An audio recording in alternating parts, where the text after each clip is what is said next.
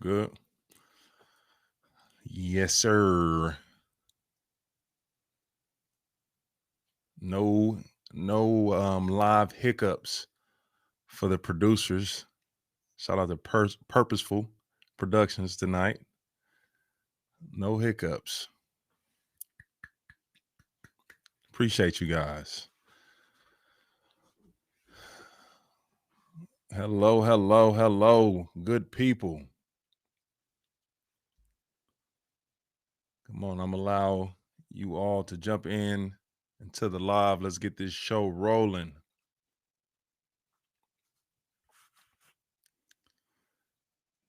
Thursday night football coming on shortly in a little over an hour. Great matchup. Definitely tuned in to that. It's going to be a fire game tonight.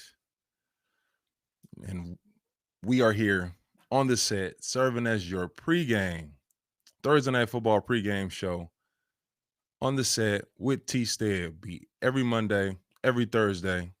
This is the spot. I'm going to let you guys join into the live. Please like on your way in. Like on your way in. That is your entry. Like at the door. Please like at the door. Also comment. Let me know that you're here. Like, comment on the way in. Let me know that you're here before we get started. All right. Let's get into it. Welcome to the set. I'm your host, T. Stead. We are getting prepared for week 2 of the NFL season. I have a very special guest joining tonight, Kyle Krabs. He is a longtime Miami Dolphins fan, and beyond just a fan, he has done an incredible job really studying, really learning the ins and outs, all the nuances, the assignments, technique, play call, game plan. Like, he's really gotten into the weeds of this football space and all the X's and O's. So he will be joining the show pretty soon. And in about 15 minutes, I'll bring on Kyle Krabs. For now, I want to get us prepared for week 2 of the NFL season. We got Thursday night football jumping off in a little over an hour. Huge matchup. We'll get more into that later in the show. But as we get prepared for week 2, how we feeling? How we feeling, football world? Football fans, talk to me. Let me know. Drop it in the chat. Let me know how we feeling after week 1. Which games did you enjoy the most? Which game gave you that feel that football is back, that NFL football is back? Which game was that? Let me know. Talk to me in the chat. Let's get this thing going.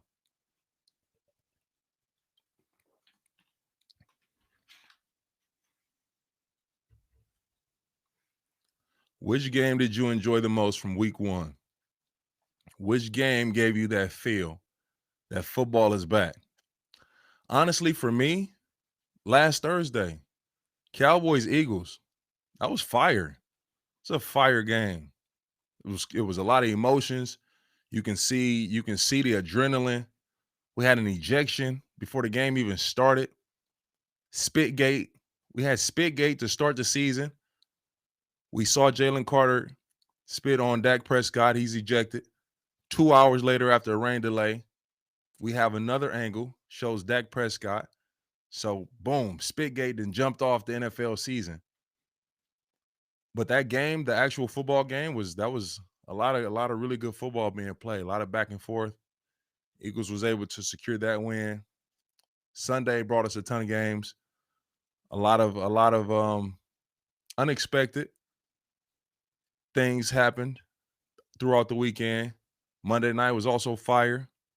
It was also a fire game. But week 2, let's talk week 2. What game are you mostly looking forward to for this week? Tonight's matchup is excellent.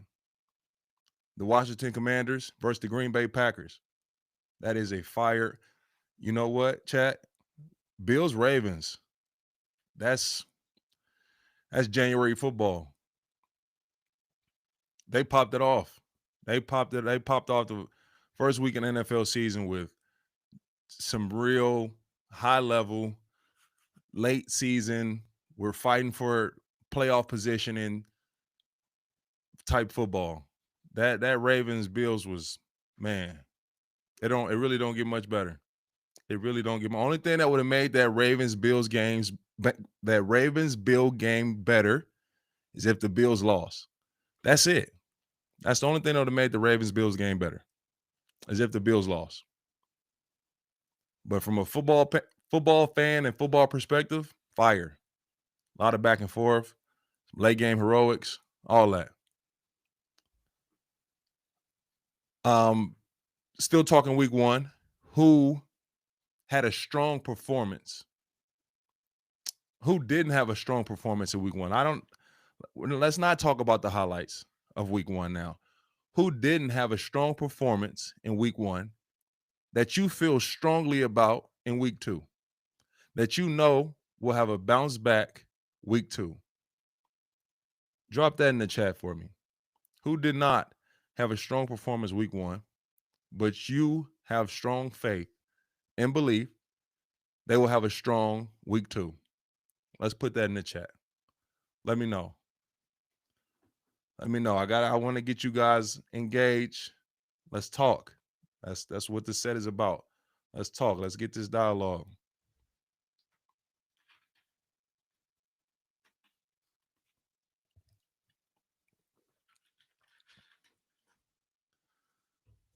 Okay. So let's get to week two. And it's only right that I start with the Dolphins. Before I bring Kyle on, I'll speak. And I want to ask you guys again. I want to keep asking questions. Can the Dolphins bounce back?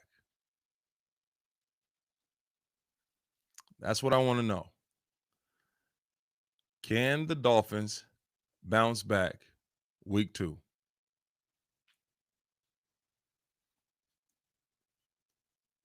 We've heard quotes, we've heard interviews from several members in the Dolphins organization, coaching staff, players. Number one, specifically,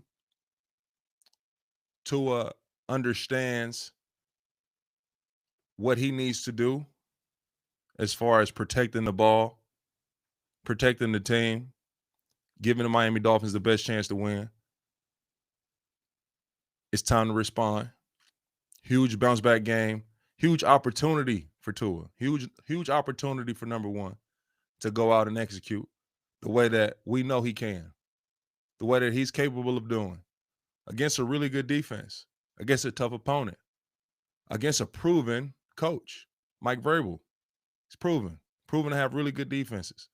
They have a lot of talent over there, have added more pieces to their front, to the defensive front. Let's see it. Tyreek, Waddle, Achane. I spoke on these guys Monday. It's the big three. True weapons. They're game changers. They're dynamic. Let's see it. I want to see those guys create something from nothing. Ball in hand, let's create. Let's put this offense in a great chance to succeed. Let's be dangerous, be explosive. They have a new right side of the offensive line this week. Injuries to my brother Austin Jackson, who's down with a toe, and the newly acquired James Daniels, who we have been extremely excited about the things that he's been able to do, especially in the run game. He is a mover of people. He's a mover of men. But he goes down early in that game. So now we have Keon Smith, who will be at right guard, and Larry Borum, who will be at right tackle. So a new right side. Those guys are capable. And this will be a formidable opponent. This will be a great brand of This will be a great challenge. But I believe in both of those guys. I believe in the work that they've put in.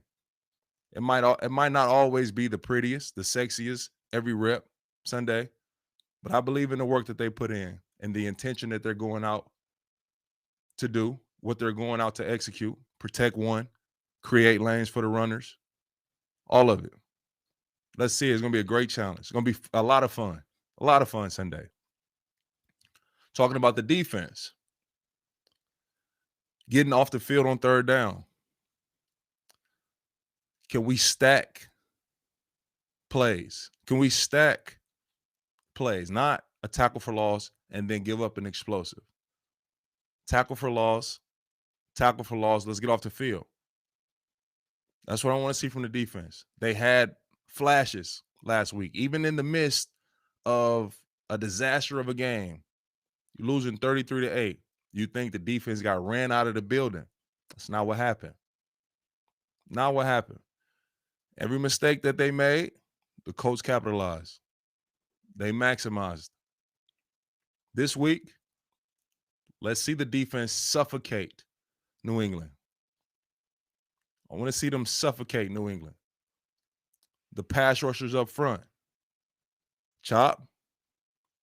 I would love to see Chop get some opportunities to rush one-on-one. Let's see it.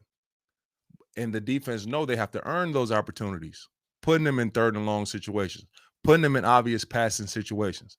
Offense have to play a part in that too.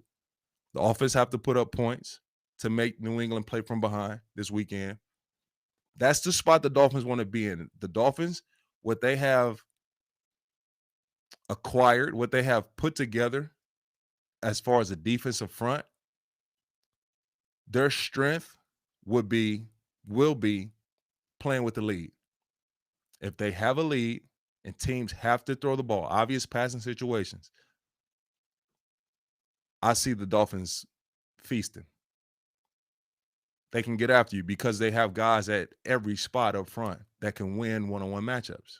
That's not the case for all teams. That's not the case for all fronts. A lot of defensive fronts, you got one guy that you have to slide to or send a tight end a chip, or you have a guy on the inside that you want to send the center to. The Dolphins have guys across the board that can win one-on-one matchups. They can get busy. So we got to generate those opportunities for those guys, playing with the lead, third and longs, obvious passing situations. That's when the Dolphins' defense and D-line will be at its best. Create turnovers. Went -3 last week. Tua had 3 turnovers last week. Dolphins defense had 0, created 0. The number one stat in the NFL is turnovers. The number one most telling stat in the NFL year after year, time and time again, is turnovers. The turnover battle. The top teams in the league every year, the top teams that are in the playoffs, they go deep in the playoffs, they are at the top in the league in turnover ratio. They protect the ball on offense. They take it away on defense. It is the most telling stat in the NFL.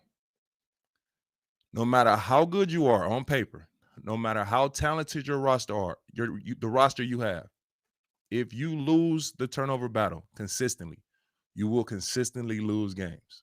Plain and simple. The number one stat in the NFL.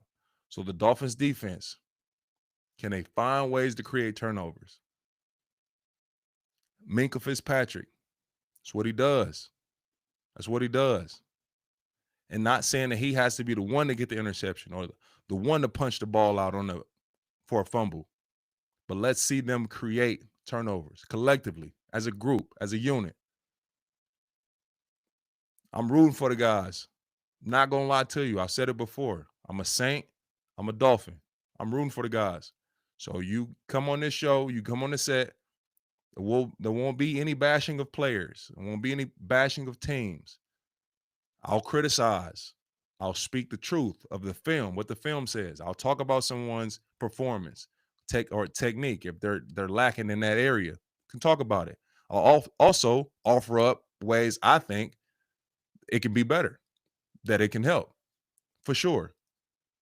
But the bashing and the going, not really doing that here, not on the set. But for the Dolphins specifically, I want to see them succeed. I'm not afraid to say that.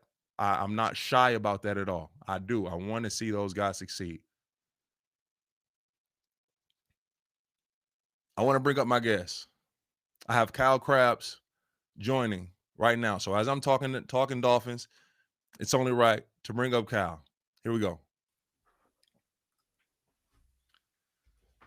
Throw my headphones on.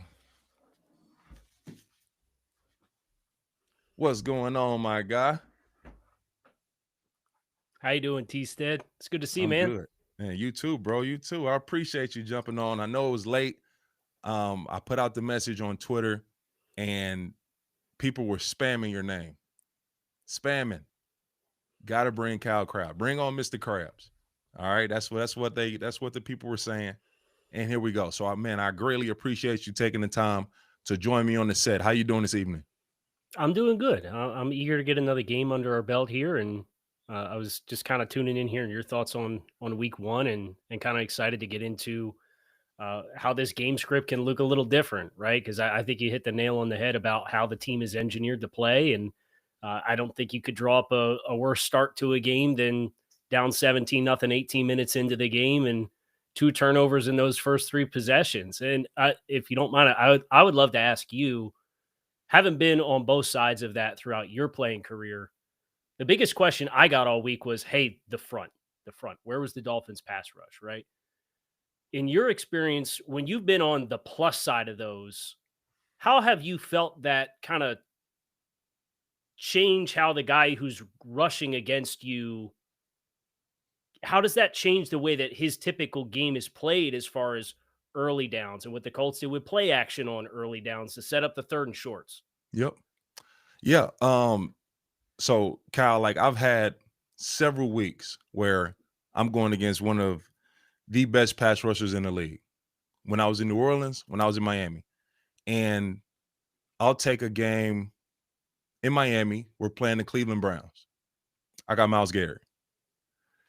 And in that game, so during the week of preparation, I'm studying and I'm getting prepared in pass protection. Like I'm watching Miles, and I think this is the year he won Defensive Player of the Year. So he's playing out of his mind, insane. Yeah.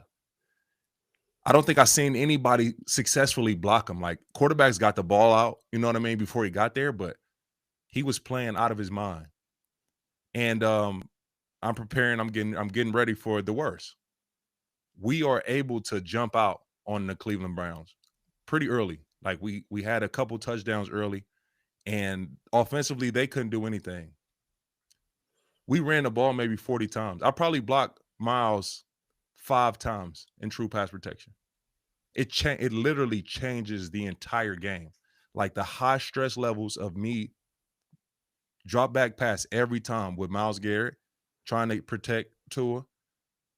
It is a completely different game. If you're playing with a lead, you're able to run the ball, you're able to incorporate play action, and you're able to keep him off balance, keep them off balance. That's what you're able to do when you have a lead. They can't sell out and pass rush because the screen game is active, the run game is active, play action game is active. Like it's so much to read. But when you're down, I've been on the other side of that too now. I've been in games in New Orleans where the LA Rams jumped out on us. Big lead. Well, they got a guy named Aaron Donald, okay, and also had a guy named Robert Quinn next to each other. Nightmare. It was bad, as bad as it sounds, it was even worse on film because those guys are literally in track stances, and they are just every move that they've ever worked on throughout the offseason, they're using it because they know they have 40 pass attempts to do so, and they just got to get home once. So it literally changes the start of the game, like the way that you're able to keep the playbook open. You'll hear offensive coordinators and coaches talk about that. The whole call sheet is open. When you have a game where you can use the whole call sheet, it's beautiful because you're able to keep people off balance. But when you have to use that corner where it's just your 2-minute passing game and your 3rd and long passing game, it's scary. That's scary. And I pass blocked at a high level throughout my career. It's miserable. Yeah, and it was I really appreciated what Anthony Weaver said today in his press conference. He talked about some of our spacing and zone and not having eyes through to the quarterback to kind of take the air out underneath in some of the short stuff. Because I felt like that was what really made it frustrating was Daniel Jones was doing the thing to Miami that you guys have done to so many teams where you hit the top of the drop, but you've made the decision and you're taking free access and just taking completions and staying on schedule with it. And I really enjoyed hearing Anthony Weaver say, hey, we're going to try to take a little bit of air out of it this week and get a little bit more aggressive in coverage. Because that was my biggest takeaway from the game was you got to make them work a little bit for a little bit more space to complete passes. I agree, Cal. I saw the same thing while I was watching the film. I saw just too much real estate given, not really earned all the time through the offensive play call. It was really like a lot of Tyler Warren sit in this spot, turn and get 4 or 5 yards extra. So yeah, contesting throws, like really contesting every throw. Somebody being in the hip pocket of every eligible. That's what the Dolphins are looking to do, because then that generates the second hitch and make the quarterback go to his second progression, third progression. That's when you can get the pass rusher get a chance to get home. Those guys really didn't have many opportunities to get home the front because of the space that was allowed through the different zone and drops. And those guys read it, and Daniel Jones was super. He was decisive. Mm-hmm. He was decisive. And I'm sure that's tough too with new quarterback in an existing scheme where everybody else kind of knows what's popping, right? And then it's the quarterback that you don't know how that quarterback, when you're trying to prep for that game, you don't know how that quarterback's going to operate with that. And I was really impressed with some of the scheme throws, and they did some RPO stuff with Daniel that allowed him to just kind of make quick decisions with the ball. But then he was comfortable and he was confident. And, I'm eager to see them play Denver this week. I think that's a really interesting matchup for how well Indianapolis performed in week 1. They've now got a week of tape out there for the Broncos to study. That's one of the best defenses in the league. No question. They got after Cam Ward big time in week 1. So I'm excited to see that matchup this week. That's one that I got my eye on. Same. I'm definitely watching that. I'll talk about that later in the show as well. That's definitely one that I'm watching. We'll get to see if Daniel Jones is really making that statement that he's resurrecting his career in a way that we've seen from few others throughout NFL history. Sam Darnold maybe most recent, Geno Smith as well, like guys that struggled in one place and got to another and is able to thrive. So we'll see if that's the storyline for Daniel Jones, because this is that Denver Broncos defense is serious. So it's going to be a real test. Scary. I wanted to ask you, did you see the question that Dan Campbell was asked about Ben Johnson's offense by chance, and if why they didn't just run the same stuff? Dan said something at the end of that really resonated for me with Miami, and you could tell Dan got pretty heated with that question. But he said, "Why don't you check our road splits for shift motion?" And that had me thinking about Miami, where there's some instances I thought throughout the course of this game where Tua is playing air traffic controller, right? And he's you can tell they're getting low in the play clock. There's maybe 6 seconds left, and he's grabbing Tyreek and he's sending him back. It looks like they're axing a motion. What was whatever you're able to share? That's kind of been a persistent theme with Mike, right? Is some of the pre-snap operations, and there's so much coordination before the snap. Whether it's something you want to share or able to share, or your insight on it, when it's been this persistent, how do you tackle that? And what was the conversations like about doing it on the road versus obviously when it's home cooking, you're a lot more comfortable with being able to make sure that communication exists? Because Frank Smith said that too. When he was asked about Tyreek getting lined up, he said, our communication with the pre-snap stuff and to the personnel groups, on the road, we just got to keep working on it. And I think that was the most discouraging thing for me, where it's year 4 and a lot of the assistants, and obviously Mike is the play caller, that dynamic has been in place for that whole time. Yeah. All right, Kyle, this is your last question. All right. I'm asking the questions after this. But okay, so first to Dan Campbell and his part. It is frustrating when someone makes such a general statement with such a small sample size. Yeah. And like without really knowing for sure, like if you present something like that to a coach like Dan Campbell, who's been around for so long, he's my coach for 6-7 years. 6-7.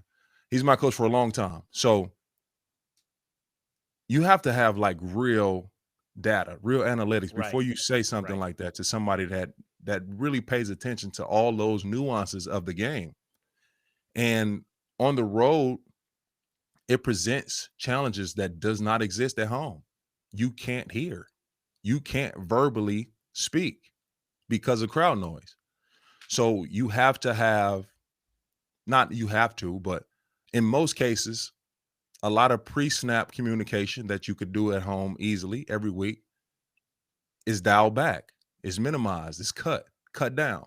Not to say that it don't exist, but if you can find other ways to have pre-snap looks that gather information, you try to do so.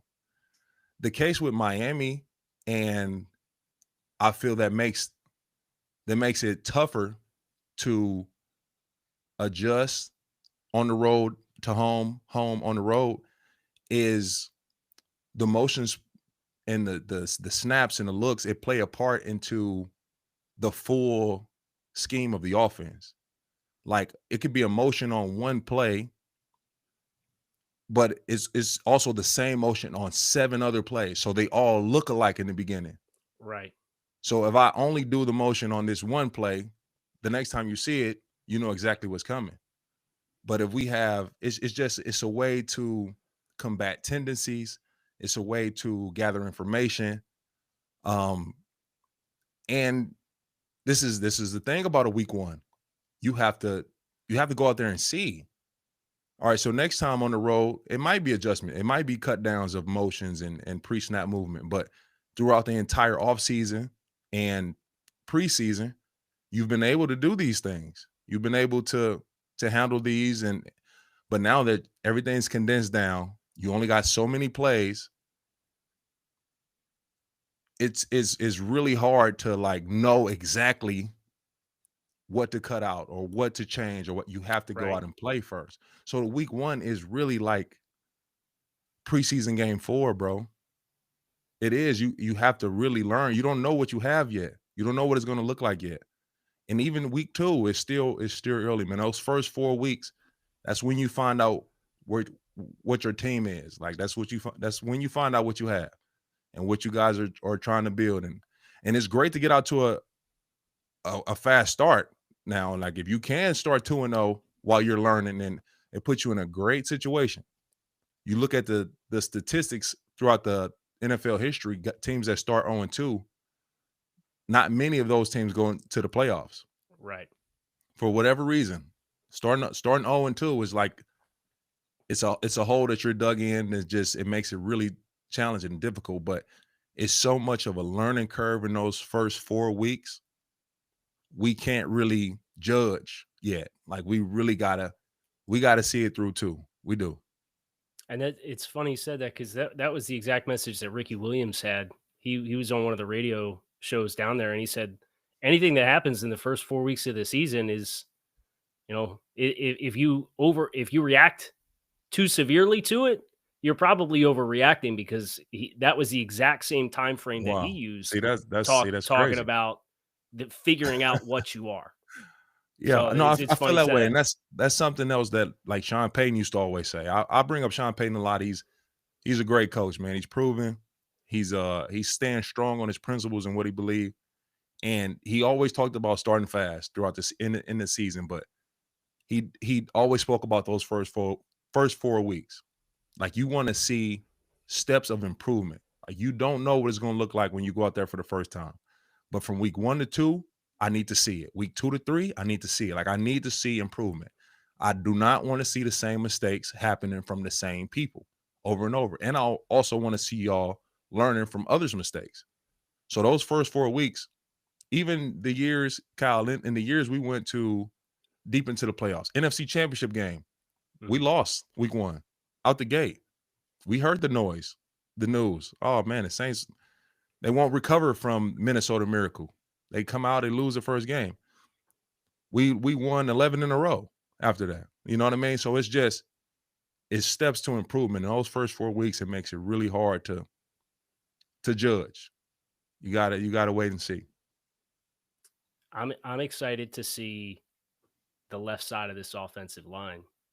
And you Me talk too. about young guys and not making the same mistakes. And I think that's been the thing for Jonah is it feels like you feel like there's like an incremental leap every time because he got the most run of any of the guys that were projected starting 5 in the preseason. I mean, I think he played the first half in the first 2 preseason games. So Yeah. he got long Rookie. run.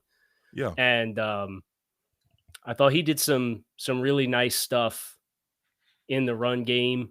That's really feel like that and kind of getting comfortable with those zone landmarks and hitting guys. And I thought it was a shame that the game script went the way that it did because I thought that lead zone on the first rep, they got awesome movement at the point of attack. Alec is kicking Oh, butt for there sure. and creating a huge lane for Devon. And the fact that that's what, as I attach Mike after the game talking about, we didn't get a really chance to see a lot of the things that we worked on.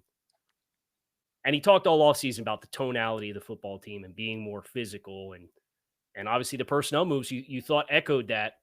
And the game script that just kind of forced, like you talked about, that 2-minute and third and long pass sheet was what you felt they were working with. And I felt based off the first couple runs, I mean, their second run on 1st and 10 was for 6 yards. And then they go tempo and they try to take the 2-man shot play. And Devon coming out of the mesh point is just, they catch you with the nickel blitz and he's a little late getting back over. And then you have the strip sack. So it felt like a perfect storm. And I'm with you 100% for what those not making same mistakes and making leaps. I'm pumped for what that can look like with a fresh chance to start back from square one with a new game. For sure, Cal. I spoke on it Monday about the run game and how efficiently they ran the ball. It just was really, really limited opportunities. Yeah. And when you're running the ball at 6.5 yards a carry, you keep running the ball. But when you're down 17 at the beginning of the game, it's really hard to run the ball because once you're running the ball consistently, consecutively, the clock is ticking. The clock is burning. It is. And it's just, it makes it tough. It makes it tough to turn around and hand the ball off. So the start was the perfect storm. Everything that happened, the way that it played out, it was a perfect storm for the Colts. And that's not an excuse. Like, the Dolphins created the storm. Don't get me wrong. Like, they created the storm for sure. But it just worked out really well in the Colts' favor. And I don't see that happening again this week. Kyle, let me ask you, I know you say you're looking forward to seeing the left side of the line. I definitely am as well.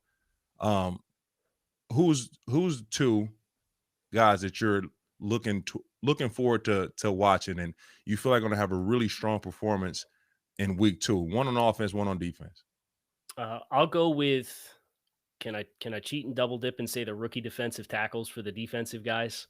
Just because all good. That Patriots offensive line has a lot of new, right? They got their own young guys that are part of it on the left side of that offensive line, but I thought Jordan Phillips playing in the A-gaps, I mean, built like a refrigerator. I had a chance to see him down at the Shrine Bowl, and man, he's an impressive build of a player, and the competitive weightlifting and the wrestling background. You see all that with him, man. And I think, if you're looking for a guy that's going to have 10, 12 sacks, that's probably not the profile for Jordan. But if you're looking for a guy that's going to keep your backers clean, I thought even in the first week against Indianapolis that he's leveraging gaps. He's getting extension. He doesn't have the most length, but he's pressing and getting his chest clear. And I thought he was really impressive. And Kenneth Grant, I think you see a lot of the special physical abilities with him. And I'm excited to see how he continues to grow with Austin Clark, with how good of a job Austin Clark does coaching everybody up who's played for Right. Austin. Feels like they play their best career football with Austin. He's a So great coach, that's the bro. defensive Great side coach. for me. Offensively, I'd love to see Ali Gordon kind of get that opportunity to come downhill. As you go back to the preseason game and we take the run and it's between the tackles and we bounce and the corner's coming down and we lower the shoulder on the corner and we fall forward for an extra 2 yards. And with everything that we're talking about, what this running game can look like, we know the stars. You mentioned the stars with Devon, Jalen, and Tyreek, and Tua having a better performance and being a little bit more comfortable in the offense this week and being at home and what that can do for kind of the orchestration of the offense. But we talked about that tonality element of it and being physical. And I think Ali showed a lot of aggressiveness, and I think he's earned an opportunity to get a little bit of run, and let's not fall behind by 17 so we could see what that looks like. No, for sure. For sure. I agree. I agree. I love your choices. You went with the young guys. I would say about Jordan Phillips, I think that he will be a better pass rusher than people give him credit for. And it's early, but as he gets comfortable and confident, he will be a really good pass rusher on the inside. He is very twitchy. He's Mhm. explosive. So to have sudden movements that he does, that he possesses at his size, once he start to get comfortable and find out like where to pick his spots and which gap to take, he will be a much better pass rusher throughout his career than people anticipate from him. Well, And as far as and I was going to piggyback off that real quick. I just want to give some love to Zach Sieler with Zach and oh, for sure. what Zach does. I asked him this at training camp when I was down, and I said, "Can you give me the anatomy of for all the sack numbers that Zach has?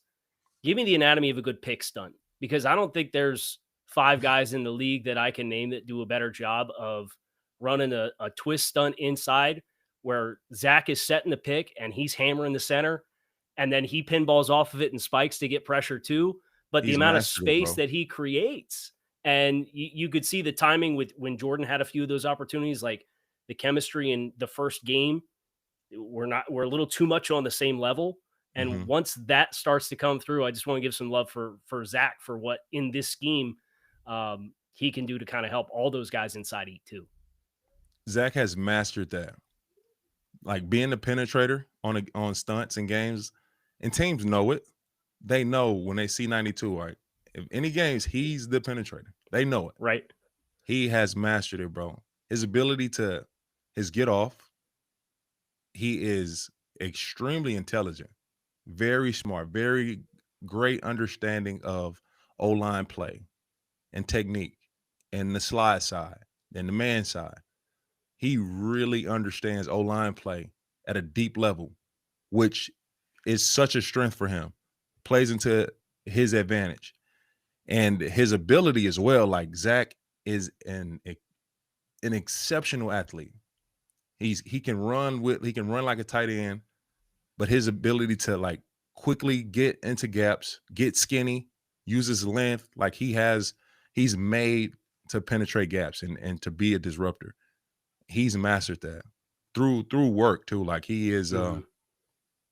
Zach's a beast, bro. Beast. And I want to see him get turned loose this weekend too.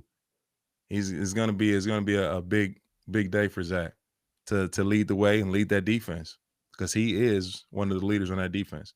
No question about it. I didn't mean to cut you off. I'd love to hear your offensive guy too. Oh no, I was piggybacking off what you were saying. Ali Gordon, I like him, man, a lot. When I was down there in camp, the team like him. Like he was Yeah. just a guy that everyone rooted for, and I wasn't down there long, so I didn't get a chance to know his personality too well. Happy young man. Worked hard. Every day I would see him break a run, like some way, somehow he was getting to the second, third level. And everyone cheered for him. Everyone. Like he's just one of those guys that people root for. You love to have those guys on your team, and you know people are going to do their best to try to help him be successful. So it would be great to see him to get going, to get more touches. But as a whole, as an offense, like as much as that team can run the ball efficiently, first down, 5 yards on the first down, just and the explosives, they will come. They will, for sure.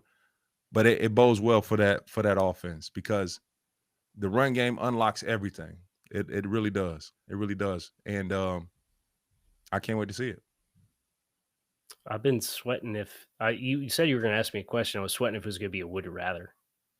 I was like, That's typically at the end of the show. Okay, I'm That's not mad typically. about it. I was just, you've had some tough ones, man, where I genuinely like woke up the next morning. I'm like, I think I might change my mind on what my first instinct was on Terron with the would you rather from last That's night. hilarious. So That's hilarious. No, that's generally at the end of the show. So I got more topics to get to. You're welcome to stay, Kyle, and join. I'm about to transition away from the Dolphins. We're going to talk some Thursday night football. I have some big matchups I want to talk about, O-line, D-line space. You're welcome to stay and be a part of the show if you want. But if you had to go, let me know. I got about 10 minutes, and then I got to Let's go roll. read some bedtime books. So Okay. All right, let's get into Thursday night football. Thursday night football, we have Commanders versus the Green Bay Packers with newly acquired Micah Parsons. We saw the Packers and what they did last week to what a lot of people in the preseason have the Detroit Lions as a Super Bowl favorite. Really strongly considered the Detroit Lions as one of those teams to be one of the last Final Four or even Final Two playing. But Thursday night, we get an NFC playoff caliber matchup in week 2 on a Thursday. It is a great day to be a football fan. What are you looking to see tonight from these two teams, and who do you got winning? yeah, I felt pretty good about Green Bay, and then I found out that Banks and Zach Tom are down for Green Bay, and it's a bummer. Man.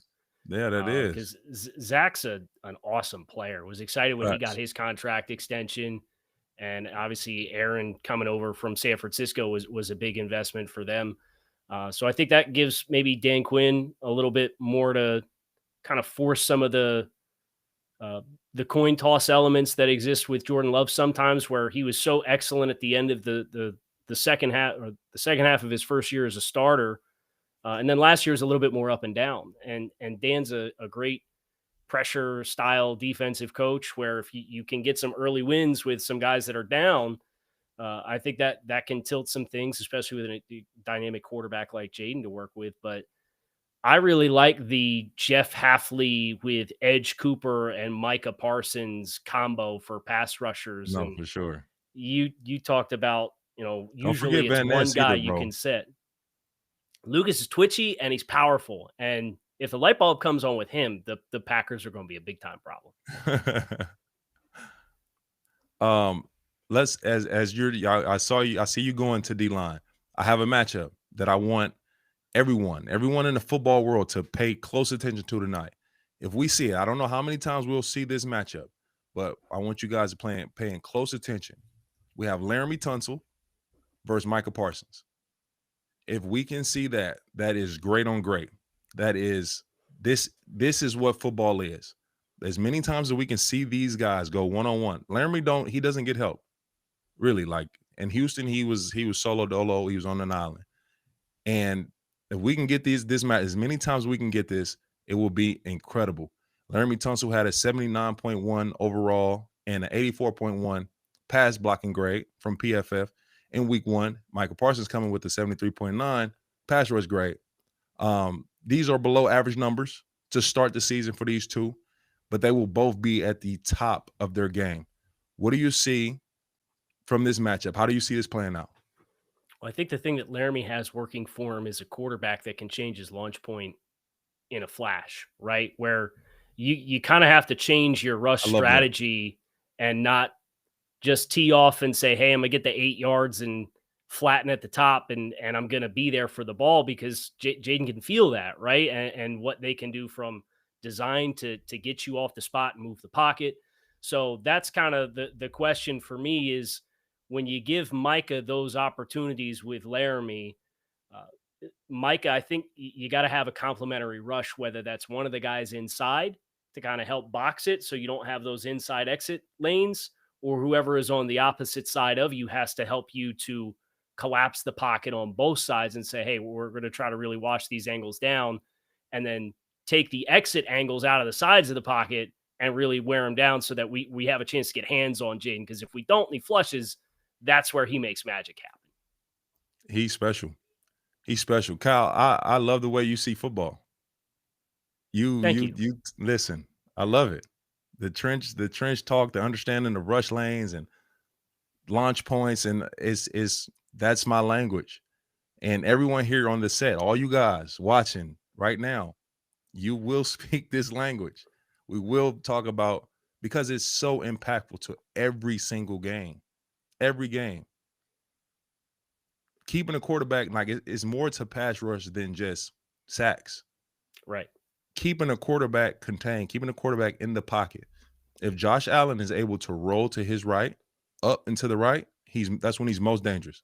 Not when he's standing tall in the pocket, which he can do. He can stand tall in the pocket and deliver accurate passes. Josh Allen is most dangerous when he can step up and to the right, exit right. That's when he makes the most of his play. That's when he makes his MVP plays.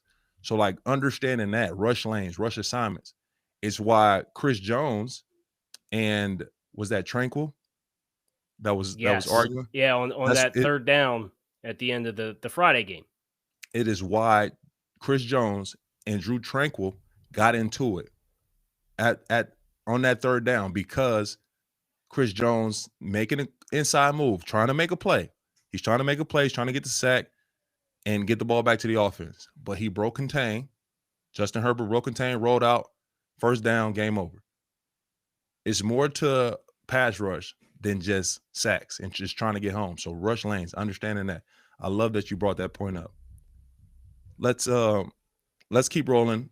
Kyle, I have another matchup that I'm looking forward to Sunday, and that's the Baltimore Ravens versus the Cleveland Browns. We have Ronnie Stanley versus Miles Garrett. Talk to me. Yeah, I think Miles has a chance to put on the Superman cape here, and Cleveland was game for Cincinnati in week 1. And I know Cincinnati's right there. They're always kind of weird in the first couple weeks, like, and you talked about that and kind of figuring out how you need to adjust your whether it's pre-snap orchestration or the timing. And with Joe Burrow, everything that he does with his receivers is elite chemistry. So that maybe takes a little bit of time to settle in, but Cleveland was game, and they got some dudes that I think the thing that's Ronnie has going for him, it's in the same kind of spirit of what we talked about with Jaden at quarterback, but Lamar is such a force multiplier with a 240-pound running back that can run outside zone, but that can also run. You can run all these gap schemes and get downhill and gouge you between the tackles. And then we could take zone read off of it, and Lamar can pull. And if the end crashes down because he's tired of being the backside defender, who's getting the ball run away from, or I'm not making plays, that's when Lamar can really flash. So when I kind of consider that element to the game and quarterbacks that have that element of their game, they're not only like math changers for how you have to try to fit the box, but they're also force multipliers that make everybody else better, because everybody else that has their assignments, the people they're going against have that extra layer that they have to account for. And that's for Ronnie, the Baltimore's they have a couple question marks with young guys at offensive guard. So I think Baltimore, with what they have if Patrick Ricard's able to go at fullback, they have their tight ends. I know Isaiah Likely's down right now, but Mark Andrews and Charlie Kolar's a really nice blocking tight end for them too. Give him a little bit extra help, but then lean on the Lamar Jackson math changing elements of what he brings to the game. And I think that's what you have to hope for Baltimore, and then play a complementary game script. I was surprised to find out the last 8 games these two teams have played, they split them 4-4 for all the success that Baltimore has. versus Cleveland's kind of been a team that's been very up and down. Yeah. So the spreads, I think 12 points or something like that. The Browns have taken offense to it. They say it's disrespectful. I think they're going to come out fired up a little bit. Wow, no, that's quite a stat. I wouldn't have known that at Right. all.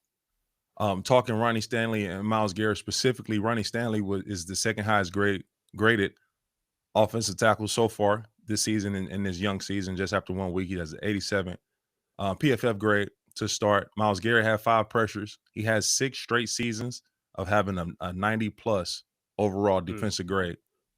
6 straight seasons of just elite pass rush, be an elite player with his PFF grade. And I have T-Stead PFF. We're collabing all year, so you'll hear more of the data and analytics from time to time. I'll be spewing these numbers out. These two have a lot of history together. 154 pass blocking matchups. In those 154 opportunities, Miles has accumulated 14 pressures and only 1 sack. I think Ronnie Stanley that's has impressive done numbers for Ronnie. You feel me? Like Ronnie is one of those ones though. Like he doesn't get his flowers as much. He has greatness behind him with Lamar Jackson and Derrick Henry. But Ronnie is one of those, like he's one of those matchups that if you talk to Miles, he will point out Ronnie Stanley instantly as one of the guys that's extremely tough for him to go up against. These guys see each other twice a year. And so after 154 pass block matchups, to give up 1 sack so far, I like Ronnie to continue that streak and keep that ball rolling. But that's a matchup we'll be watching closely this weekend. Moving to my top week 2 matchups that I personally want to see. I have 3 games, and we talked about one already. That's the Broncos and the Colts. That Broncos-Colts game, shout out to my former head coach, Sean Payton.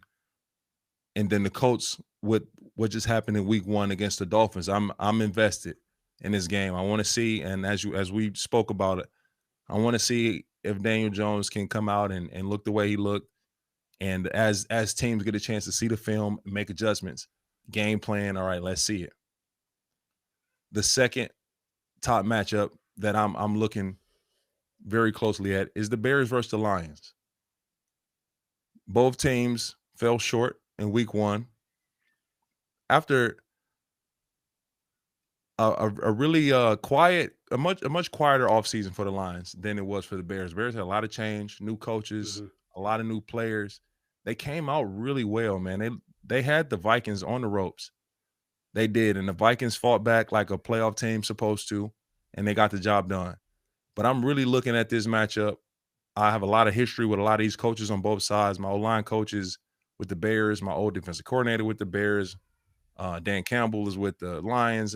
A lot of different relationship and history there. How do you see this matchup playing out? I think the deciding thing for me is going to be how well Detroit can pressure. And last year they were with Aaron Glenn. They were a crazy high blitz rate team, and obviously Dennis Allen now they're in Chicago and the aggressiveness that they play with. Where Detroit, Frank Ragnow retires. That's a loss no matter what way you cut it or how you try to prepare for it, right? So I think that interior for Detroit up front, they got a test. And, Jared's one of those guys who's at his best at the top of the drop and within the pocket, and the outside of structure stuff is sometimes he's able to make it work. And usually when teams have a lot of success against Detroit is when they have the answers to not make it work outside of structure. So I think the coaching matchup probably I would favor Chicago with Dennis Allen. With the Lions, they lost both coordinators, right? They're paying the price for success, where Aaron Glenn and Ben Johnson leave. And I think you felt that in the week 1 matchup that they had against Green Bay. So I think Detroit's probably, with all the drafting and successful drafting that they've had the last couple of years, I'd say they're the more talented team. How well can they heat up Caleb Williams? And how well can they block up against whatever schemes and pressure looks Dennis Allen decides to throw at him? I think that's the deciding factor on both sides of the ball for the game for me. I got you. I can agree with a lot that you said there.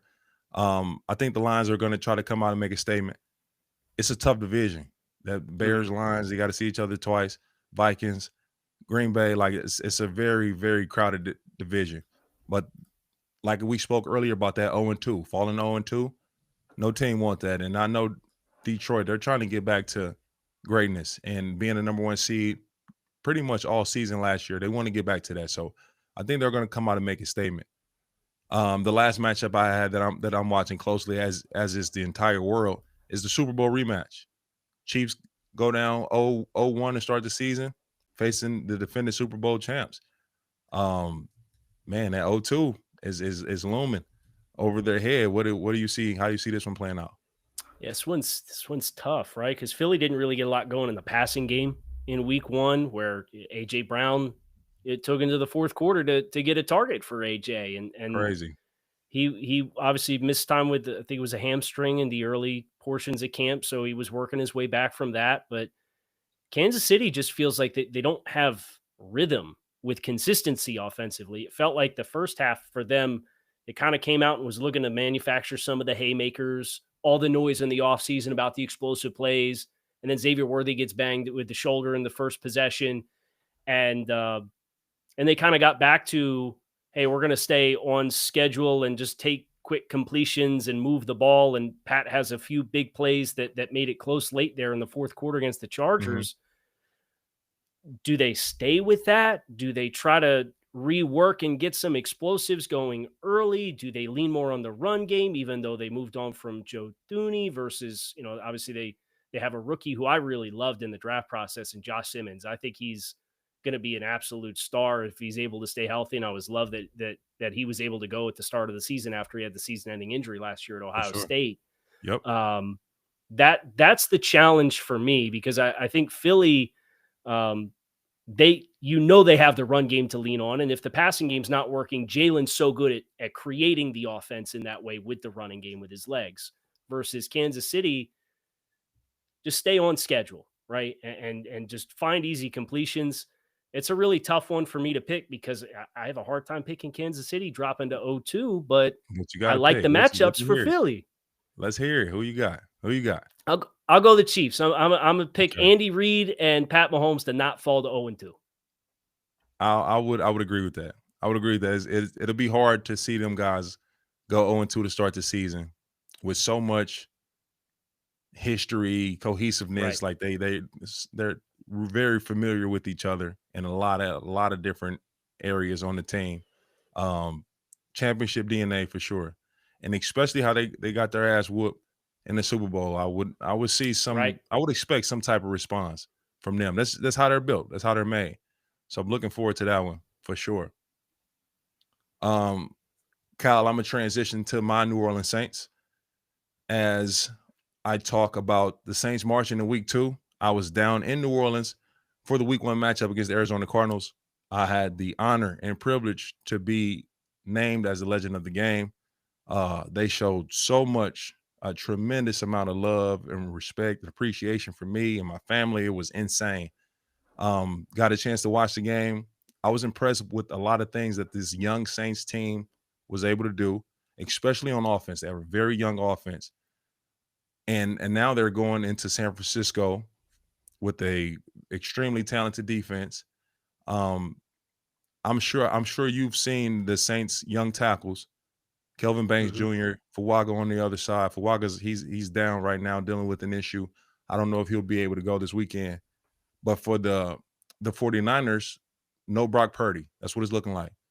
And the Saints have to be licking their chops to see if they can get this win against a really good 49ers team. But when you don't have yet that main guy under center, it changes the dynamic. But even though that the 49ers don't have Brock Purdy, they don't have their starting quarterback, the Saints doesn't have a quarterback on the roster who has won an NFL game. All those guys are really young, inexperienced. I have strong feelings about Spencer Rattler. I do like Spencer. I like what I saw from him on Sunday. I'm looking for him to improve. This would be a great challenge in Spencer Rattler's young career. I'm looking for those guys to go steal a win against the 49ers. And I think not just Brock, it's George Kittle's down, Brandon Ayuk is down. So a lot of the weaponry that Mac True. Jones True. has to work with. And then you look at the other side of the ball when New Orleans has it. And if Talise can go, then I think that matchup with Banks and Fuaga really helps to give you some confidence in what you can do in the run game. And the 49ers with Robert Saleh coming back in made big investments on the defensive line and free agency, and they trade for Bryce Huff as a pass rusher, and they draft Alfred Collins, who I loved as a nose tackle coming out of Texas, and then they double down with CJ West. They got a lot of youth and inexperience on the inside of that line with Alvin Kamara Yep. and what Kellen Moore can do with his offense when he gets the run game going a little bit. I think if I were New Orleans, I'd be probing that. I'd be testing, hey, what kind of success can we get downhill, right? Let's force these really aggressive linebackers in San Francisco and Fred Warner with how dynamic and explosive he is. Let's try to get in his lap a little bit in the run game. And then off of that, let's force him to take that extra read step down and then try to. The Saints have good pass catchers at the tight end position, right? So Yeah. that's the matchup I'm trying to work if I'm New Orleans, to try to help keep San Francisco's defensive line off balance and allow Spencer to get comfortable in the game. I love it. I love it.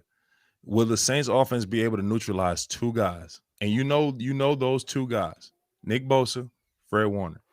Those two guys on defense Right. are special. Elite, elite, elite. Both of them. They disrupt, they take over games. Can the Saints' young offense neutralize those two guys? That's what needs to be seen. If they can keep Nick Bosa from destroying the game, destroying the timing and harassing Spencer Rattler the entire game. If they can stop Fred Warner from running through tackles for loss and finding a way to get his hands on the ball and create a turnover, those two guys, they can neutralize those two guys. I got the Saints. I got the Saints in a big win. That'll be great for the city. I would love to see it for this young team. Spencer Rattler get his first W in the NFL. That's what we're looking for this weekend. You got to get rid of that stat, right? We got to get a dub for somebody on the roster at quarterback. That can't be a stat in week 3. Crazy. We got to get a dub taken care of there. All right, Kyle. Look, man, I appreciate you hanging with me for the duration of the set. We are getting close to Thursday Night Football kicking off. I did see someone in the chat ask, Sebastian, he asked, what do you guys think of Debo Samuel tonight? Debo, the way that he played to start the season was fire. Having him in that offense, what he's able to bring, he's so dynamic with a dynamic quarterback, with more weapons, with an improved offensive line. Debo is he's here to stay. He's a fantasy lock, in my opinion, because he has so many different ways to impact the game, so many different ways to get into the end zone. Debo he's going to have a season that we had come accustomed to when he was in San Francisco. I think he's a huge X factor for Washington tonight with just kind of the cornerback room in Green Bay. And Nate Hobbs misses week 1, but he sounds like he's back. And Keyshawn Nixon is the other outside corner. Green Bay's really strung up the middle. I love their safety room. They paid Xavier McKinney in free agency last year. Thought they drafted a couple of guys in Javon Bullard and Evan Williams, who took prominent roles for him in year 1 as rookies last year under Halfley. If you can get Debo the matchups outside and kind of force those smaller corners to try to tackle him, I think that's where Debo can really shine tonight. And that would be kind of where I'm looking for. Hey, if Debo's going to have an explosive play, look for him to get a one-on-one matchup with the ball in his hands outside against a corner and make somebody miss and make stuff shake. For sure. He's a running back when he gets the ball in his hands. Very hard to tackle. He's crazy. All right, Cal, I got the would you rather for you. All right. I got the would you rather for you, my guy. So, random. So, where does your parents live? Central Pennsylvania. Okay. All right. Would you rather fight Mike Tyson, 19-year-old Mike Tyson? You got to survive 3 minutes with 19-year-old Mike Tyson for $5 million. Okay. Or slap fire out your mom as hard as possible. Like Oh man, we're judging. You got to slap as hard as humanly possible for $2 million. What you choosing? I can't disrespect mom like that. So I'm gonna take one for the team, the family name. I'll be on the front page of the newspaper. Mike Tyson got my head on backwards, but I'm gonna go with Mike. My mom's my number one fan, so I Yeah, gotta give her some love here on the set, and no, I'll for fight sure. Mike, so mom doesn't have to fight me. For sure, for sure. Bro, you will be surprised. You probably won't be surprised at how many people are giving mom that like a sneak, like she don't even see it coming, and they just feel like they'll be able to give her some money and everything will be okay because they really don't want to stand in there with a 19-year-old Mike Tyson who's off whatever kind of pills or drugs or drink, whatever. Like he's trying to kill you. Right? So you'll be Can surprised. can he punch me if I'm just in the fetal position in the center of the mat? Like, can he still get me, or do I just lay down for 3 minutes? You And have to make it for 3 minutes. You got to survive. all right, I'll give it the old college try, I guess. But Okay. And that's the crazy part is if he knock you out in 2 minutes, you don't get any money. I don't get anything. Nothing. 3 minutes. You I got to got. survive. 3 minutes with Mike Tyson. I'm a stand on business. Just hey, my just be. guy. Look, I've seen the highlights for Mike, but I also saw what Mike looked like in that sham botching match that they had last year. So, I said 19-year-old. oh, I know. Hungry. Yeah. I'm not. I'm gonna last 5 seconds. I'm gonna have a big old medical bill, and everybody's gonna have a good story to tell. But I made No, peace for with sure. that.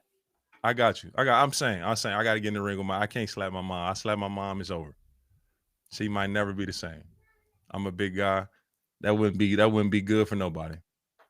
No. And to truth be told, if I did slap my mom for the 2 million, my mom might rough me up worse than Mike when it's all said and done, too, right? No lie. No lie. No, for sure. For sure.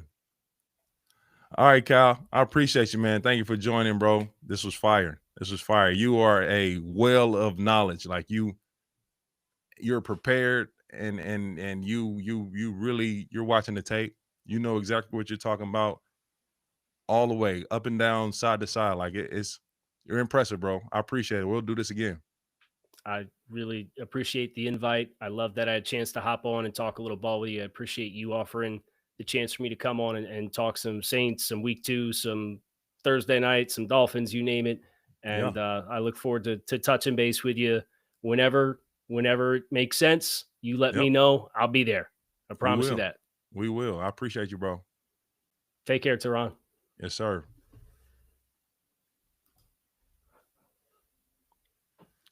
That was Kyle Krabs, everybody jumping on the show, jumping on the set.